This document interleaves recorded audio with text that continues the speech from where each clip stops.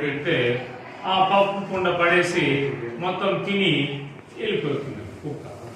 కుక్క వెళ్ళిపోయేది వాళ్ళ భార్య చూసి కర్ర తీసుకొని కుక్కను మోదిందండి. మోదలేకి ఓహో కుక్క కంటే నా భార్య గొప్పదని చెప్పి ఆ రోజు నుంచి ఆమెను బాగా చూసుకోవటం బ్రహ్మాండంగా ఉంటున్నాడు భార్య.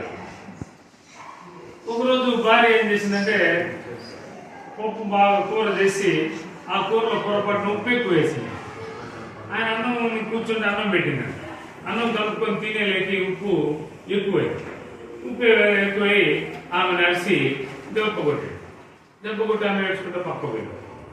ఓహో నేను చెప్పినట్టు కూడా నా భార్య నాకు భయపడింది కాబట్టి నేనే గొప్పని నా భార్య కంటే కూడా.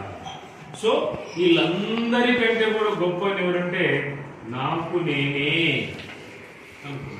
అంటే నీకు నువ్వే, నువ్వు ఏది కావాలన్నా అవుతావు. అద్భుతమైన సామర్థ్యాలు, అద్భుతమైనటువంటి జ్ఞానము ఈ బుర్రలో ఉంది.